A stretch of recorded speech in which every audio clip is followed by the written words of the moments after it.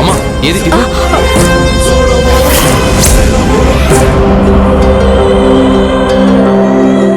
నీకేమైనా పిచ్చి పట్టిందా మీనాక్షి? పిచ్చి పట్టినది రామరాజు, నీ పిచ్చి పట్టినది. మీరు పెట్టించిన ముహూర్తానికి అదే మండపంలో మన పెళ్లి జరగాలి. మీనాక్షి, ఇది పద్ధతి కాదు. ఆడపిల్లవి జరగని దానికోసం అత్యాశకు పోయి జీవితాన్ని నాశనం చేసుకోకు.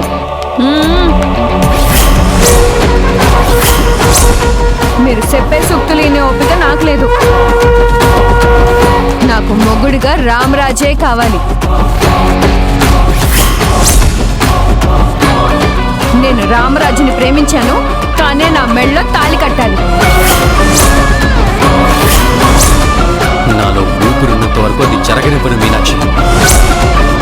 నేను పెళ్లి చేసుకునేది వర్షని మాత్రం.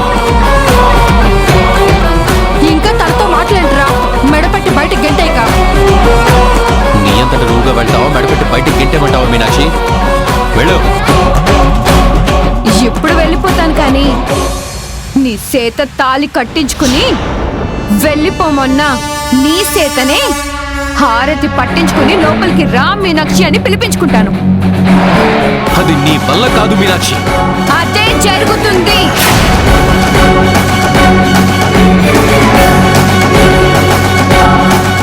ఏంట్రా ఈ పిచ్చి పిల్ల?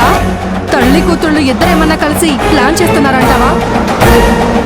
అమ్మా అనవసరంగా టెన్షన్ పడదు, ఏం కాదు.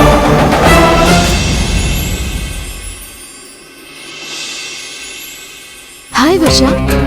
అరే, నీ విషయమే మర్చిపోయాను. గుడికి నిన్ను కూడా తీసుకుని వెళ్తే సరిపోయేది. కవలల్లా కలిసి వెళ్ళొచ్చేవాళ్ళం. సరేలే, ఇంకొకసారి కలిసి వెళ్దాం. ఇదిగో ప్రసాదం తీసుకో. ప్రసాదం తర్వాత. నువ్వెవరు ముందు చెప్పు. ఎందుకు వచ్చావు ఇక్కడికి? దొరబాబు భార్యని, నా భర్త కోసం వచ్చాను. ఇక్కడికి వచ్చాకే మనమందరం ఒకటే ఫ్యామిలీ అని కూడా తెలిసింది. ఎందుకలా అడుగుతున్నావు? నేను రావటం, ఇక్కడ ఉండటం నీకేమైనా ఇబ్బందా?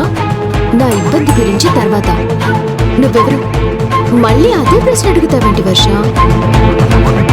నేను జ్యోతిని, దొరబాబు భార్యని, శారదమ్మ కూతుర్ని, నీకు సిస్టర్ని. చాలా, నువ్వు జ్యోతివి కాదు. నేనొకటి అడుగుతాను, చెప్పు. నా రూపంలో ఉన్న నువ్వు వర్షమైనప్పుడు నేను జ్యోతిని కాకూడదా? నువ్వు వర్ష అంటే నమ్మినప్పుడు నేను జ్యోతి అంటే ఎందుకు నమ్మరు? సరే, అసలు నువ్వు వర్షనేనా?